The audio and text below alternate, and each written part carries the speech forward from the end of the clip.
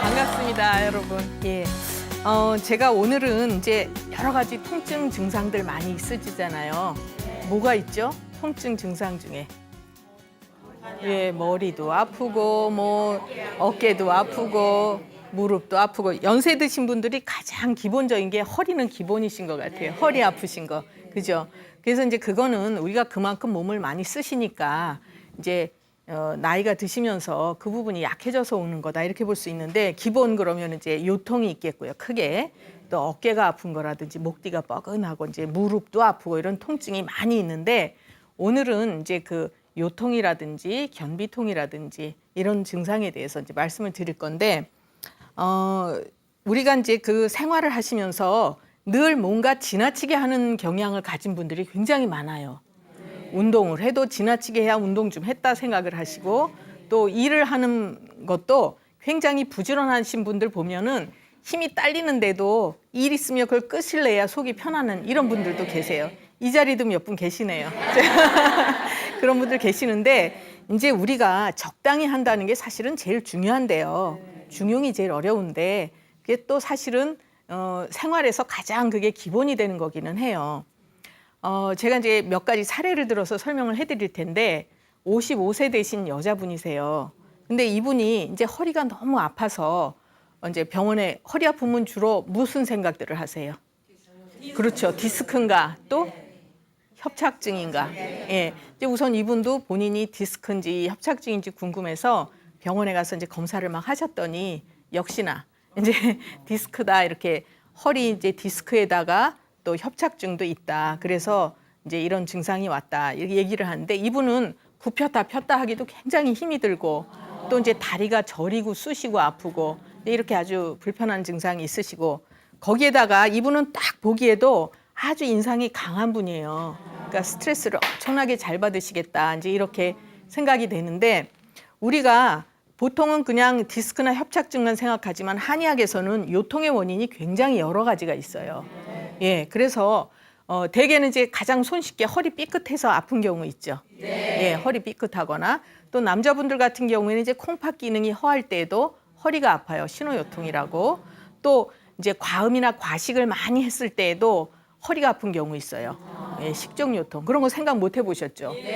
그래도 이제 허리 아플 수가 있고, 또 몸에 노폐물이 많이 쌓인 분들도 허리가 아파질 수가 있고, 또 이제 습한 기운이나 또 찬 기운에 많이 이렇게 노출이 됐어도 허리가 아플 수 있어요. 찬바닥에 앉거나, 그죠? 또 이제 습한데 이렇게 앉거나 이래도 조심을 하셔야 돼요. 허리가 아플 수 있고. 또 요것도 이제 모르는 증상일 텐데, 스트레스 많이 받아도 허리가 아픈 경우 있어요. 모르시죠? 그래서 이제 지금 말씀드리는 분이, 제가 아까 인상이 강하고 아주 예민하게 보인다고 말씀드린 이유가, 이분이 허리가 아픈 이유가 병원에선 디스크나 협착증이라고 하지만 기요통이다, 이렇게 말씀을 드리는 거예요. 제가 이제 그렇게 치료를 해드렸거든요. 그래서 이분은 마음이 늘 편하지가 않아요. 가슴이 답답하고, 거기다가 이제 아들이 좀 많이 아픈가 봐요. 그래서 병원에를 자주 이제 이렇게 드나드시다 보니까 생각이 자꾸 불길한 쪽으로 앞서간대요. 그리고 꿈을 꿔도 막 싸우거나 무서운 이런 이제 악몽을 꾸시고, 그러면 이제 막 머리도 아프고 마음이 안정이 안 되고 이렇게 이제 불편하신 거죠. 그런데 이제 무리를 바짝 하고 신경을 막 쓰고 나서 허리가 더 아파지신 거예요.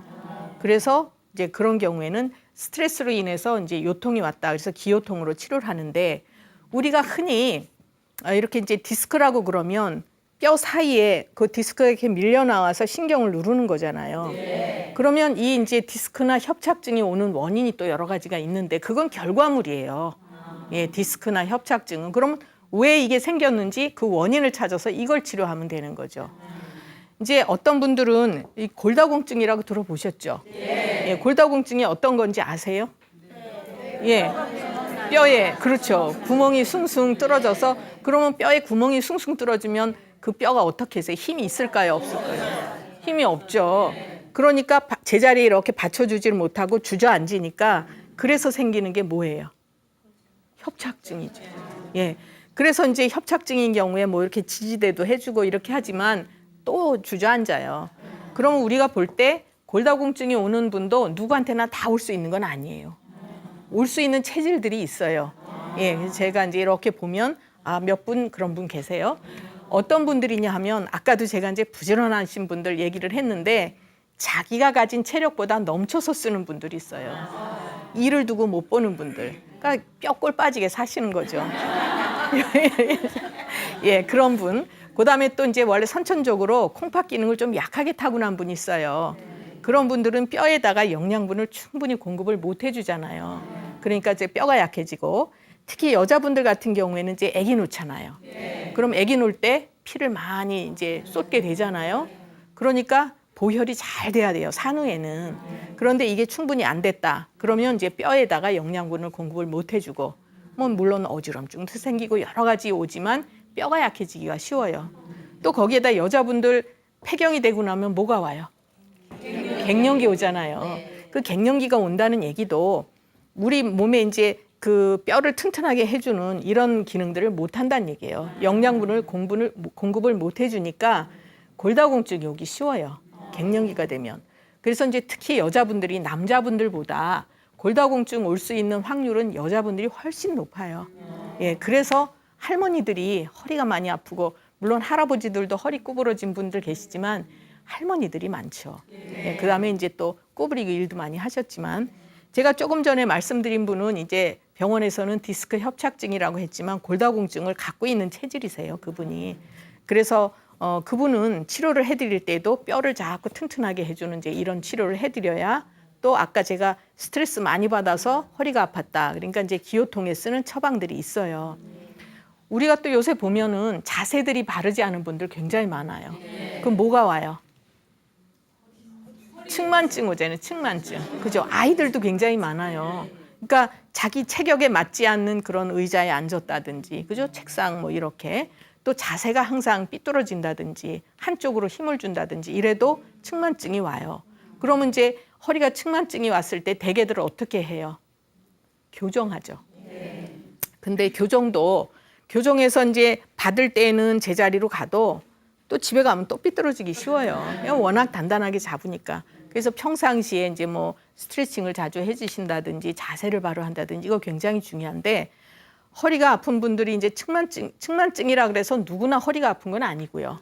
예, 이제 그 무리를 했을 때 이제 허리가 아파지기가 쉬운데 특히 골다공증이 있거나 연세가 많은 분들은 교정하는 거 조심을 하셔야 돼요. 그 측만증이라고 교정받다가 금이 가거나 골절이 되거나 이러기 쉽거든요.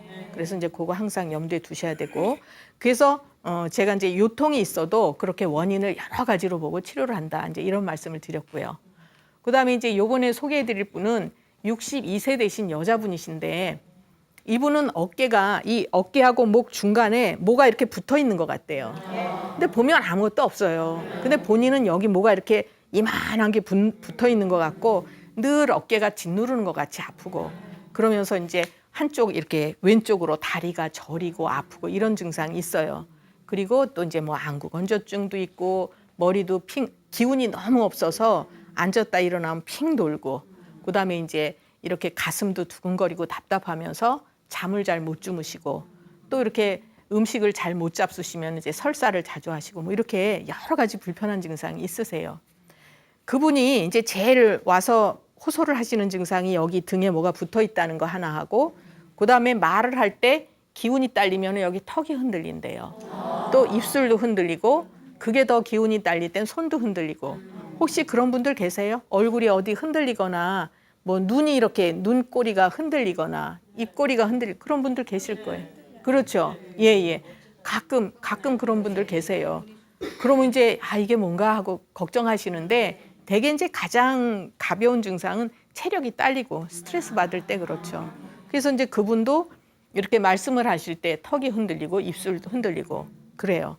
그러면 이분은 이제 치료를 해드릴 때 제일 이 어깨, 목 이쪽 굳어 있는 것도 치료를 해드려야 되고 본인이 불편한 것도 해드려야 되는데 우리가 어깨는 여러 가지 원인에 의해서 이제 긴장이 되고 목 뒤가 뻐근하고 이런 게 있을 수 있는데 첫째는 긴장 잘하는 분들이 어깨하고 목이 잘 굳어요.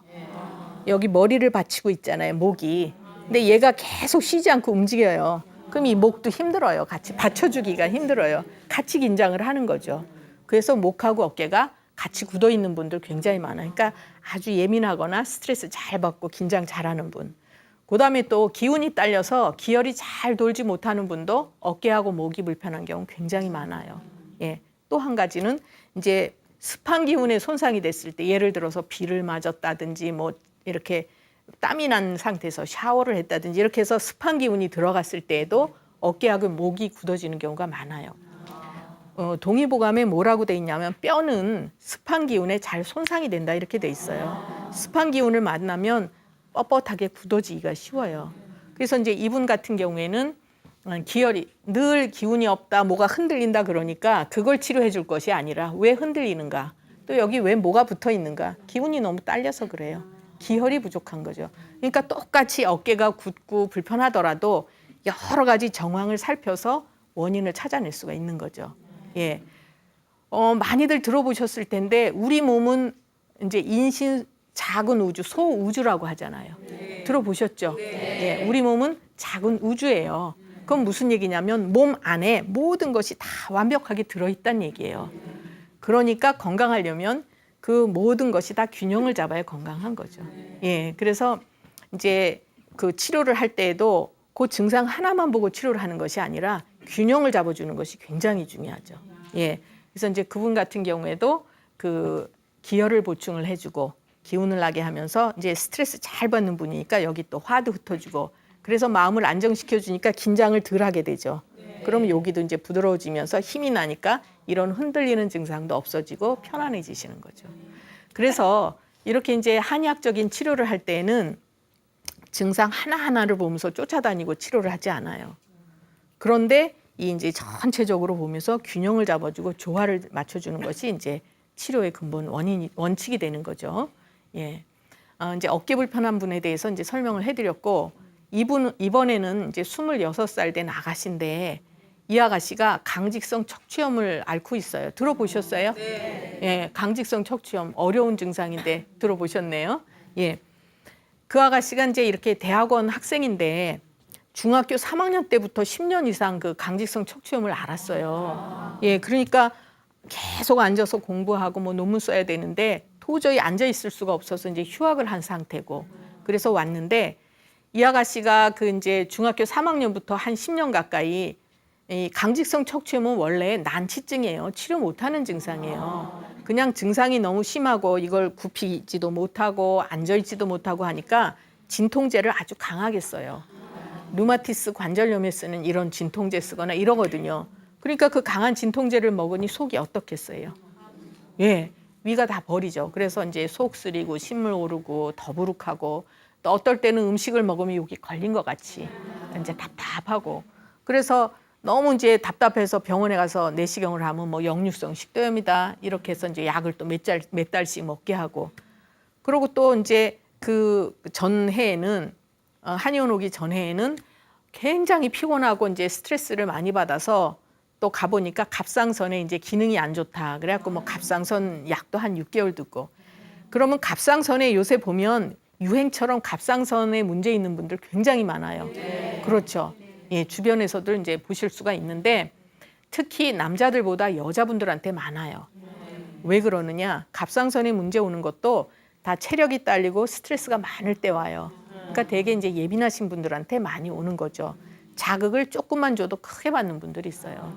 어떤 분들은 걱정거리 있으면 앞에서 좀 하다가 돌아서면 다 잊어버리는 분이 있고 뭐 걱정거리가 요만큼 있으면 이게 해결이 될 때까지 머릿속에 남아있는 분이 있고 이런 분들은 갑상선에 문제 오죠.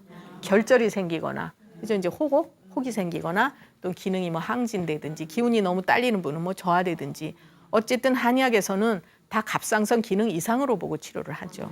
그럼 그 원인이 화가 뭉친 거예요.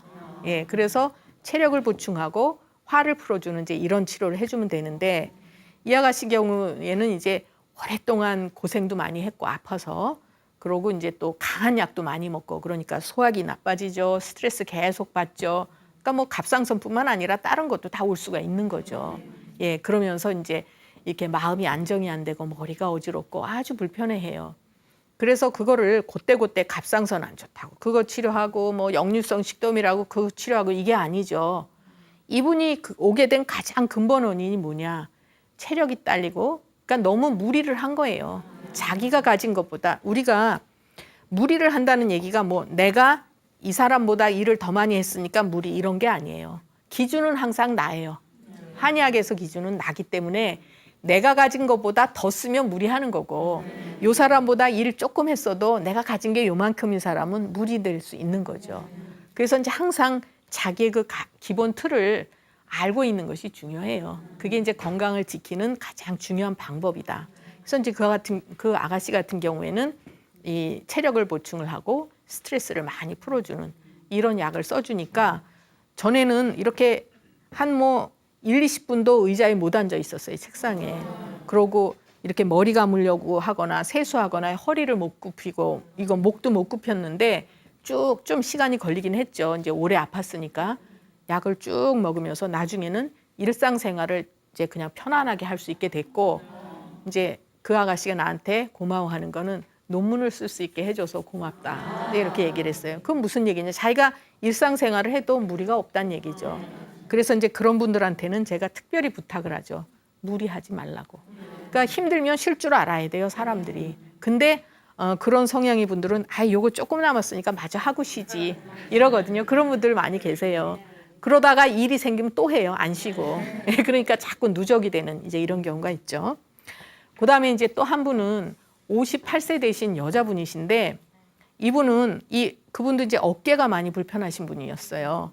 요새 또 유행이 하나 있어요. 석회화 됐다는 얘기 많이 들으시지 않아요? 어깨? 그래서 수술들을 하고 오세요. 이 자리에 그런 분 계세요? 수술하신 분? 안 계시죠? 예.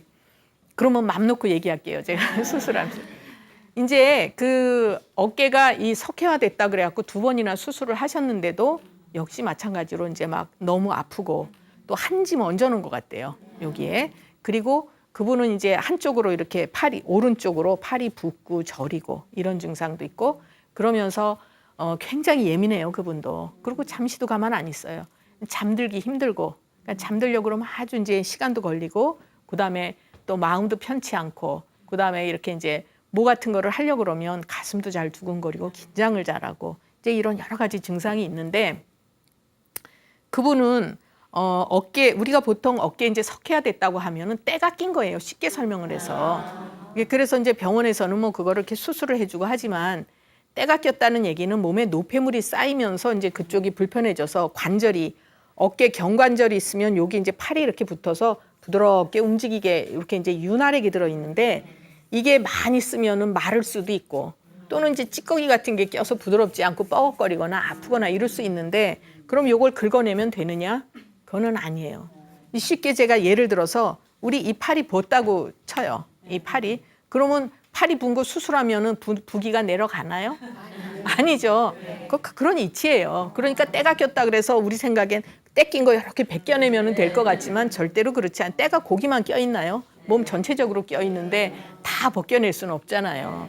그래서 이제 수술이 효과적이지는 않다 이렇게 말씀을 드리는 거고 수술을 하면 흠을 자꾸 만드는 걸 수가 있어요. 예, 또 흠을 만드는 거예요.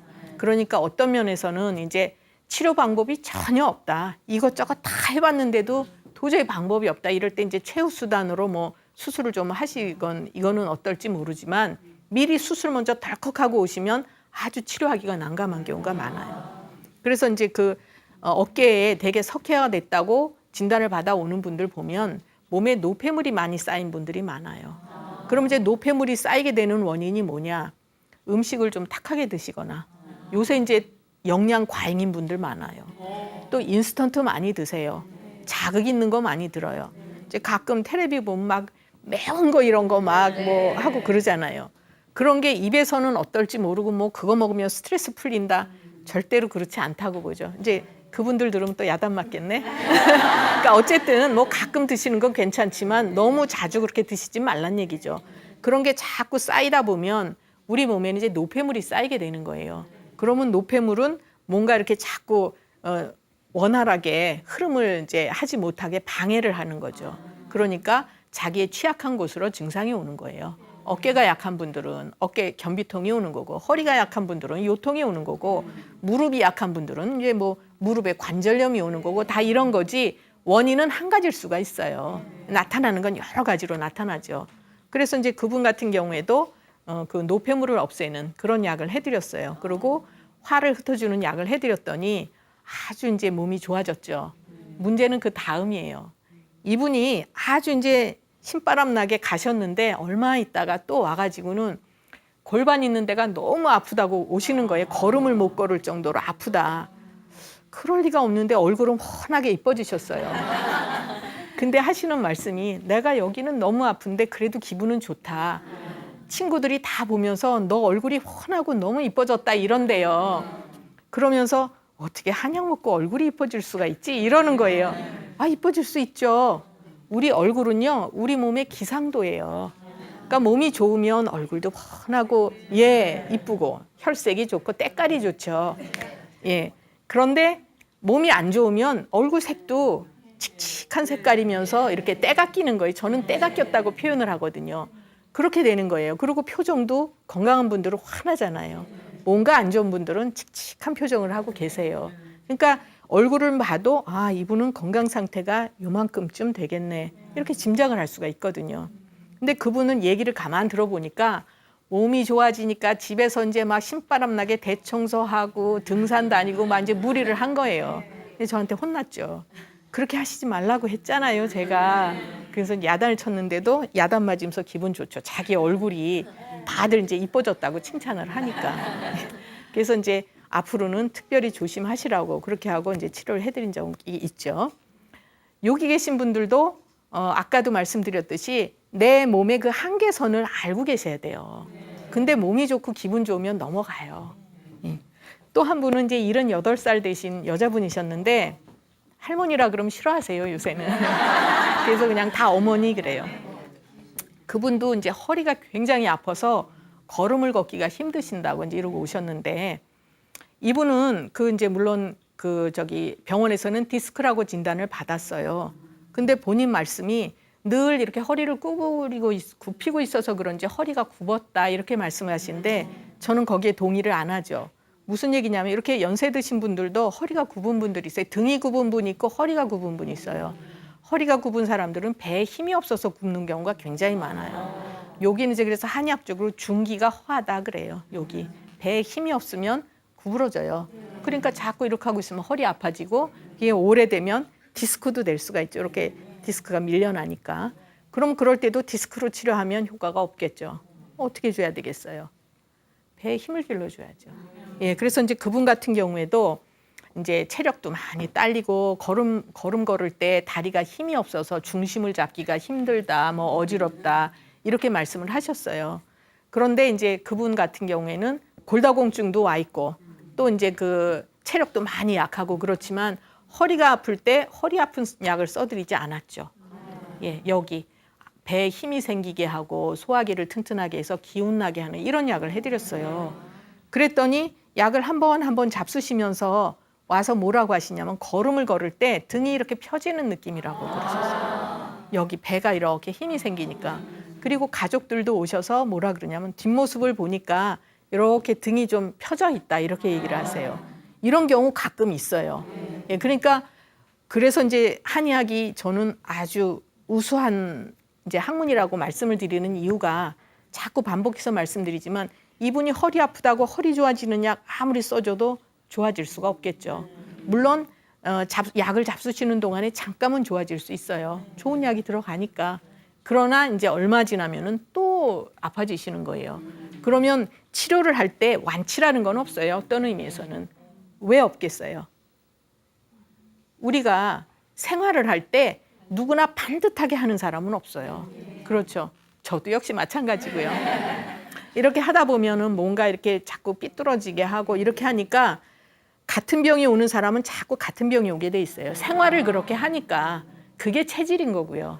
예, 그래서 늘 이렇게 구부리고 있는 사람들은 자세가 항상 그러니까 또 허리가 아파지고 치료를 해드려도 또 먹는 것이 계속 나쁜 사람 또 그쪽으로 병이 오는 거고 이렇게 오는 거거든요. 그래서 이제 그분 같은 경우에도 그 치료를 해드렸어도 앞으로 쭉 유지를 오래 할 수 있는 게 중요하잖아요.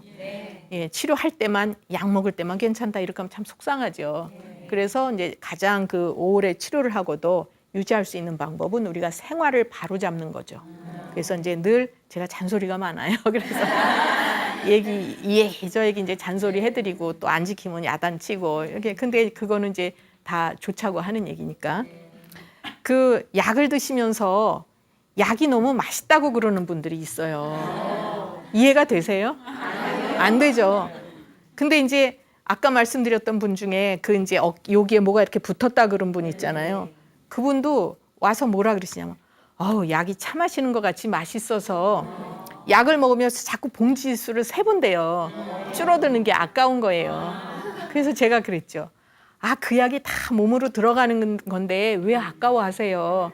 여기 줄어들었으면 그만큼 몸으로 보충이 되셨는데 아까워하지 마세요. 이래갖고 이제 둘이 또 한바탕 웃은 적이 있는데 애기들도 이제 자기한테 맞는 약은 잘 먹고 어른들도 본인한테 맞는 약은 아무리 쓴 약이라 이게 나는 못 먹는 약도 이분한테 맞는 약은 이분은 아주 맛있게 드세요.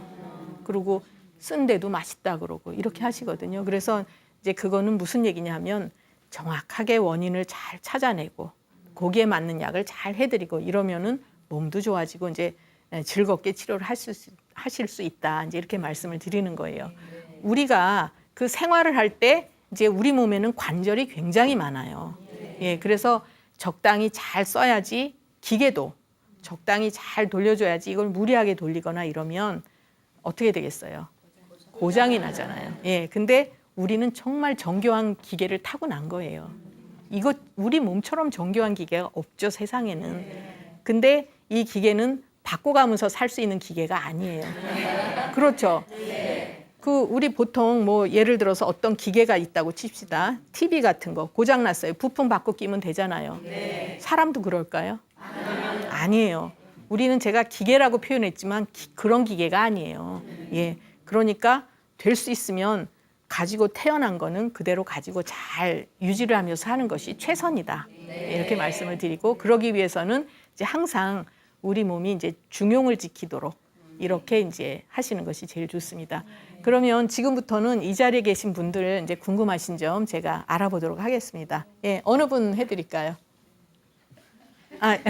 여기 청일점 계시는데 먼저 해드리죠. 예, 말씀하세요. 예, 선생님 저는요 나이는 이제 60대 후반이거든요. 네.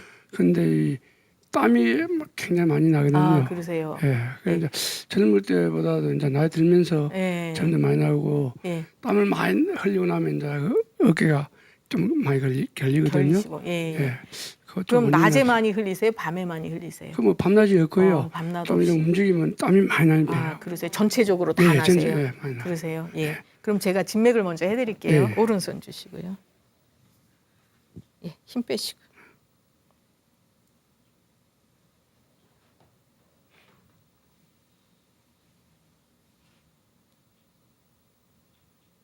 네. 손바닥도 좀 건조한 편이시거든요. 이쪽 보시고. 네. 그렇게 땀 많이 나신 지가 언제부터 오래 되셨어요? 그러니까 나 50대까지 괜찮았는데 네, 그 이후부터 이후에 그러세요? 예, 좀 많이 나는 편. 예, 그러세요. 예, 알겠습니다. 이제 선생님 같으신 체질은 원래 땀을 많이 흘리는 체질은 아니세요. 그러니까 젊으셨을 땐 그렇게 많이 안 흘리셨을 거예요. 근데 이제 그 사람 체질에 따라서 어떤 분은 땀을 많이 흘리는 체질로 타고난 분이 있고 어떤 분은 이제 땀을 별로 안 흘리는 그런 분들이 있는데 땀을 안 흘려야 되는 분이 땀을 흘린다 그러면 그거는 이제 몸이 많이 허해지는 거예요. 땀을 많이 흘리는 사람이 흘리는 건 그건 괜찮다기보다는 크게 문제는 안 될 수가 있어요. 오히려 그런 분들은 땀을 안 흘리면 병이 생길 수가 있어요. 노폐물이 안 빠져나가고 열이 속에 울체되니까. 근데 이제 선생님 같으신 체격의 분들은 땀을 많이 흘리는 체격도 아니고 또 살이 그렇게 많이 찌거나 이런 분도 아니실 거예요. 그러니까 항상 젊었을 때부터 큰 차이 없이 이제 유지를 하셨을 거거든요. 네. 그래서 원래는 굉장히 단단하게 타고나신 체질이에요. 그렇죠. 네. 잔병 치레 안 하시는 분이에요. 건강하다기보다는 강단이 있는 분이죠. 단단하게. 네. 그런데 이제 우리가 50이 넘는다는 얘기는 제가 아까 그 간 기능이 조금 약해지는 때라고 말씀을 드렸어요. 50은 우리가 이제 서서히 간 기능이 약해지는 때고 60은 심장 기능이 약해지는 때예요. 70은 뭐 비장 이렇게 이제 차례차례 약해지는데 이건 무슨 얘기냐면 간이라는 거는 우리 몸의 저 근육이라든지 또는 피로도라든지 이런 거를 조절해 주는 역할을 해요. 그러니까 사람들이 피곤하면 우선 간이 나쁜가 이렇게 생각하시잖아요. 그래서 50대 후반부 이제 50대부터 땀을 많이 흘리셨다는 얘기는 이 밖을 싸는 힘이 이제 좀 약해지셨다 이렇게 볼 수가 있어요. 그리고 선생님께서는 늘 몸살기 같은 게 느껴지실 거예요. 몸살은 아닌데 몸살기가 있는 것 같이 몸이 좀 찌뿌듯하고 개운치 않고 이런 게 좀 자주 있으실 거예요. 그리고 지금 얼굴도 약간 붉은색을 띠고 계세요. 그러면은 이제 화도 일로 좀 오르면서 그러니까 체력도 많이 딸리시고 요 간이나 이제 심장 기능을 보완해 주는 이런 힘이 좀 약해지셨다 이렇게 볼 수 있죠. 우리 몸에서 땀이나 소변, 대변을 조절하는 건 심장 기능이 하는 거예요. 그래서 심장 기능이 허해져도 땀을 많이 흘릴 수가 있어요. 근데 이제 낮에 땀을 흘린다, 밤에 땀을 흘린다, 요건 원인이 좀 다르거든요. 낮에 많이 흘리는 건 기가 허한 거고, 밤에 흘리는 건 이제 음혈이 부족하고 음이 허한 거고 이렇게 볼 수도 있어요. 근데 선생님은 밤낮 흘려요. 그럼 이건 기혈이 부족한 거고 체력이 이제 약해지시는 거다 이렇게 볼 수 있죠. 그래서 적당히 흘리는 거는 뭐 그렇게 나쁘지는 않지만 너무 이제 피곤할 정도로 흘릴 때에는 그것을 이제 기운을 좀 보충하고 바깥을 싸는 그걸 한의학에서는 위기라고 그래요. 밖을 싸는 힘, 위기를 좀 튼튼하게 해주는 것이 이제 땀을 안 흘리시는 방법이고 땀을 지나치게 흘리면 진액이 새 나가는 거라고 제가 말씀드렸어요. 진액이 새 나가면 어떻게 돼요? 몸이 자꾸 이제 체력이 약하고 피곤해지는 거죠. 그러니까 그렇게 하시는 게 이제 바람직하다. 저는 이제 이렇게 말씀을 드려요. 네, 알겠습니다. 예, 되셨습니까? 네, 감사합니다. 예, 예. 또 다른 분 누구 계세요? 예, 여기 계신 분. 예. 선생님 저는요 네. 요즘 밤에 잠을 자면은 네. 숨이 가빠갖고 네. 잠을 깊은 잠을 못 자거든요. 아, 그러세요. 근데 예. 낮에는 괜찮아요. 네. 근데 잠잘 때만. 그러면 이제 숨이 가빠지는 걸 느껴서 깨시고 그래요? 깨갖고 네. 막 밖으로 나가고 싶더라고요. 아, 답답하셔서. 예, 예. 그게 그럼 12시를 기준으로 해서 한 새벽 4시 정도. 새벽 그 정도. 한 예. 4시 정도에. 예. 그게 언제부터 그러셨어요? 얼마나 되셨어요? 작년 한 12월부터 그랬는데 또 안 그러다가 또 그러고. 그러셨어요. 예. 죄송하지만 연세가 몇 40대 후반이에요. 40대 후반. 예. 예. 생리는 잘하고 계세요? 아, 그것도 이제 좀 이렇게 왔다 갔다 해요? 예, 예. 아, 그러세요. 오른손 주시고요.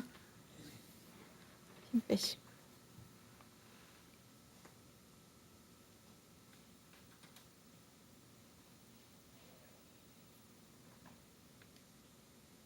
네, 왼손 보시고요.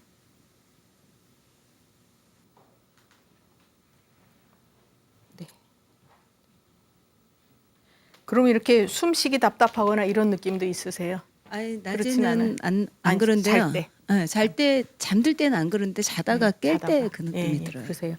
지금 이제 이분 같으신 체질은 긴장을 엄청나게 잘하시는 분이에요. 이분도. 그러고 마음이 잘 안정이 안 되시는 분이거든요. 그러니까 바꿔 얘기하면 굉장히 민감하신 체질이다 이렇게 볼 수 있어요. 그래서 신경 쓸 일이 조금만 있어도 마음이 안정이 안 되고 막 이제 초조해지거나 그게 해결이 될 때까지 걱정하시고 이런 분이에요. 그리고 너무 잘하려고 그러는 것도 문제가 있어요. 자존심 엄청 강하실 거예요. 그래서 누구한테 요만한 얘기 듣는 거 별로 안 좋아하실 거거든요. 그건 무슨 얘기냐?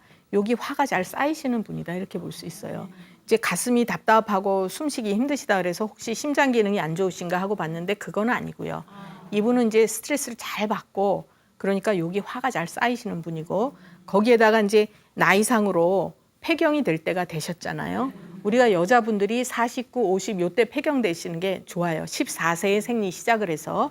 그런데 이제 조금 빠른 분도 있고 뭐 한 1, 2년 늦게 하시는 분도 있지만 어쨌든 여자분들이 폐경이 된다는 얘기는 그 간 기능이 약해지고 자궁에 피가 덜 모이고 이제 이런 식으로 기능이 자꾸 쇠퇴해지는 거거든요.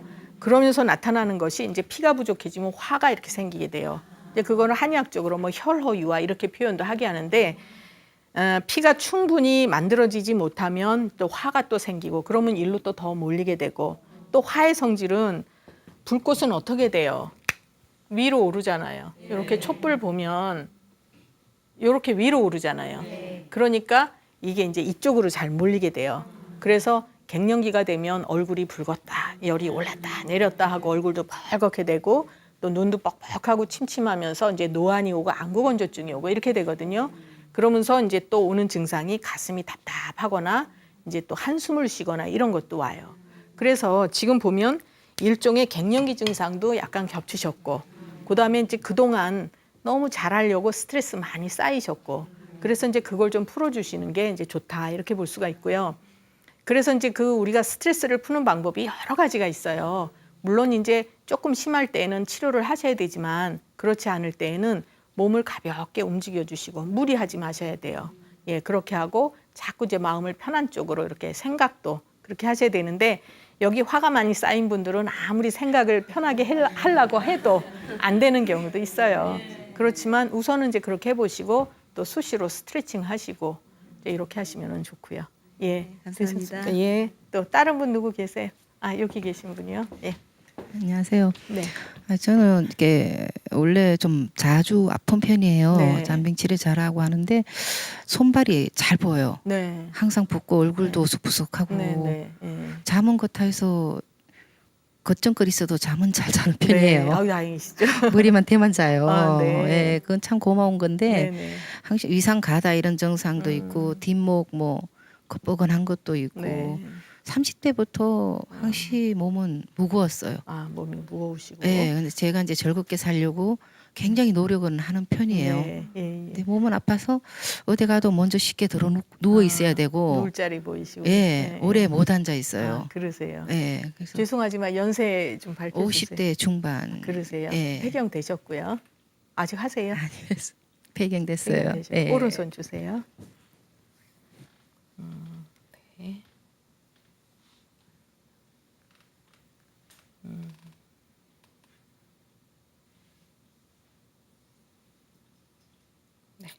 왼손 보시고요.